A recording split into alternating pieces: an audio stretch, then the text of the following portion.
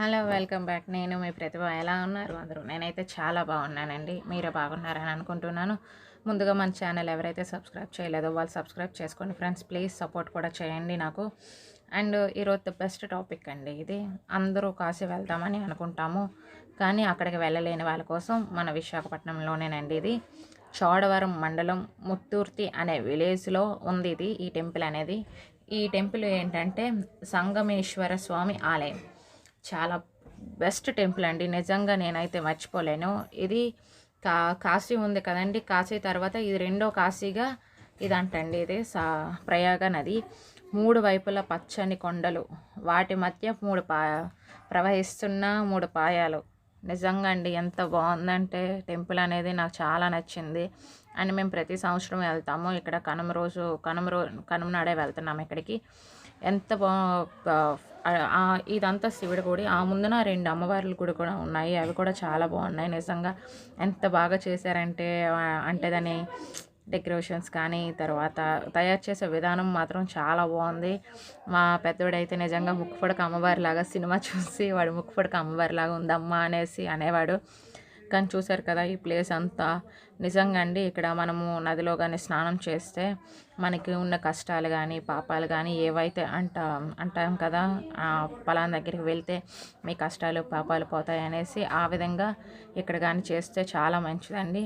Yearly అంటే picnic planning trip కూడా వేసుకున్నా సరే చాలా బాగుంటుంది ఇది.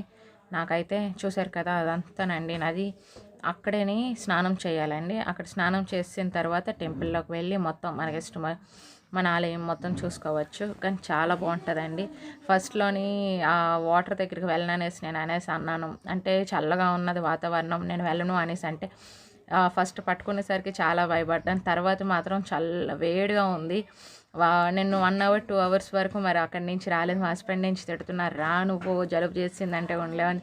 అయినా సరే నేను రాలేదు. అంత చక్కగా ఉంది ప్లేస్ మాత్రం. నాకు చాలా నచ్చింది. అటువైపు చుట్టుపక్కల వాతావరణం కానీ పచ్చనిగా అంటే ఆకులు, చల్లగా వాతావరణం, కొండలు మెయిన్ ఫుల్ కొండలు ఉంటాయి పైన. ఇంకా అక్కడ ఏంటంటే మేము ప్రతి కనుమ నాడు వెళ్తాం, ఎందుకంటే అక్కడే మా నాన్నమ్మ వాళ్ళు ఉన్నారు. దానివల్ల వాళ్ళని చూసుకొని అటునుంచి అటే వెళ్ళి ఇవన్నీ చూసుకుంటాము. అక్కడ తీర్థాలు కూడా అవుతాయి, చాలా బాగా చేస్తారు. ఇక్కడ మీకు ప్రత్యేకమైన పూజలు కూడా చేస్తారండి, చాలా బాగా చేస్తారు.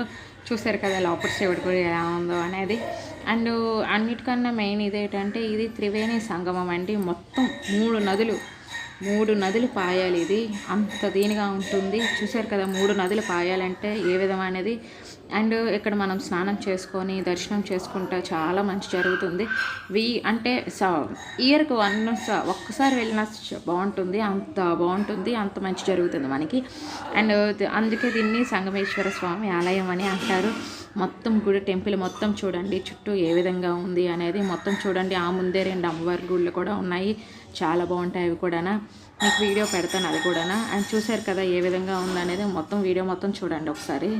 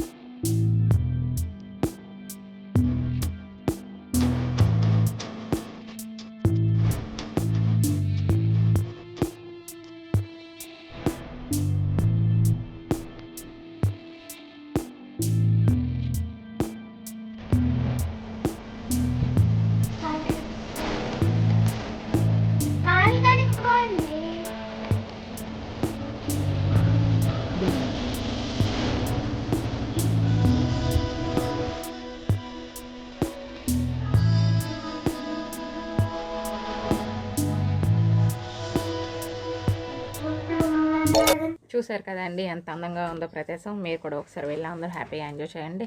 అండ్ మన ఛానల్ కనుక మీకు నచ్చినట్టయితే లైక్ చేయండి, కామెంట్ చేయండి, మీ ఫ్యామిలీ ఫ్రెండ్స్కి షేర్ చేయండి. అండ్ మన ఛానల్ మాత్రం సబ్స్క్రైబ్ చేసుకోండి ప్లీజ్.